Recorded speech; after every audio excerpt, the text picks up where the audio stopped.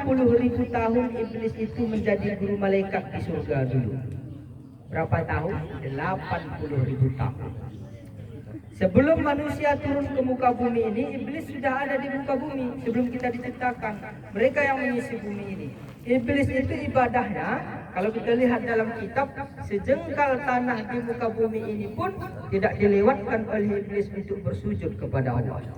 Coba bayangkan, sejengkal. Kalau kita berapa masjid kita salat, baru kadang 3 masjid. Kalau kita kepada Aceh, paling 3 masjid kita singgah. Itu pun kalau sholat. Iblis itu bukan berapa masjid, seluruh daratan muka bumi ini tidak pernah dilewatkan oleh iblis untuk bersujud kepada Allah. Itulah ibadah iblis. Ilmunya guru malaikat selama 80.000 tahun. Sekali saja tidak mau sembah kepada Nabi Adam, Allah keluarkan dari surga. Kita yang ibadahnya sedikit, ilmu agamanya sedikit, tidak mau menyembah Allah. Mana lebih parah daripada iblis? Sudah tidak menyembah Allah. Ini sering auzubillahi minasyaitonirrajim. Saya berlindung kepada Allah daripada setan. Ternyata kita sendiri lebih parah daripada bahaya. Jadi adik-adik, sholat adalah modal hidup kita untuk menjadi hamba Allah Subhanahu wa ta'ala. Kira-kira adik-adik ini ada salat tidak? Adanya berapa kali dalam sehari semalam? Jangan hanya 1 kali saja dalam seminggu, itu pun Jumat. Ini kami yang laki-laki banyak ini, salatnya sekali seminggu. Bukan hari Minggu, hari Jumat. Ke masjid. Hari Jumat. Mau percaya sembahyang di Sarawak. Di Sarawak pada tentu yang sah. Kenapa? Karena sholat itu harus didasari dengan ilmu agama. Ada hadisnya.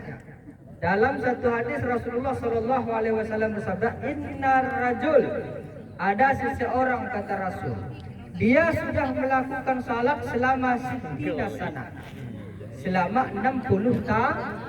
Ada orang adik salatnya sudah 60 tahun. Tapi kata Rasul, lam tuqbal lahu salatan. Satu pun salatnya tidak diterima oleh Allah. Kenapa? Yutimmu sujudahu wala yutimmu ruku'ahu. Salatnya asal-asal. Dia salat ke masjid hanya mengikut-ikut saja. Orang sujud dia sujud, orang ruku dia ruku. Padahal sujud ruku itu ada ketentuannya dalam agama Islam. Tidak boleh asal-asalan. Sebagaimana para ilmuwan menciptakan apa yang dia ciptakan, tidak asal-asalan. Dalam ibadah kita harus lebih tidak asal-asalan. Harus dengan ilmu agama. Kira-kira kalau saya tanya adik-adik tahu tidak berapa syarat sah salat? Siapa tahu? Berapa syarat sah salat? 13 itu rukun salat. Syarat sah salat berapa? Tidak sah salat enggak. Karena salat itu harus memiliki ilmunya. Ilmu hal namanya. Kalau naik haji wajib ketahui ilmu haji. Kalau sudah wajib salat, wajib ketahui ilmu salat. Syarat sah salat itu ada?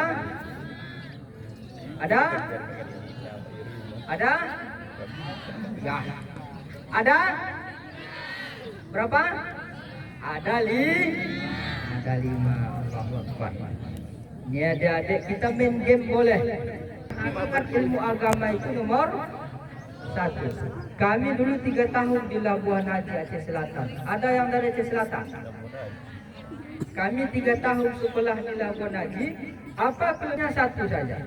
Kalau di Labuan Haji itu anak sekolah umumnya seperti kita ini, kalau malam itu semuanya mengaji ke pesantren. Namanya anak mengaji malam. Anak-anak sekolah di luar itu, mereka kalau tidak mau mondok tetap mengaji ke pesantren kalau malam. Kita yang di sini yang dekat-dekat kalau ada pesantren minta mengaji malam. Pagi kita di sekolah, malam ke pesantren. Kenapa? Karena kalau tidak lepas tanggung jawab kita sebagai anak dalam hukum Islam, tidak tahu mengaji, tidak tahu sholat, yang dosanya juga mengalir kepada orang tua. Karena orang tua tidak hanya wajib menafkahi kita, juga wajib memberikan kita nafkah batin, namanya memberikan ilmu agama. Untuk meringankan beban orang tua kita dalam memberikan ilmu agama, kita pergi ke pesantren.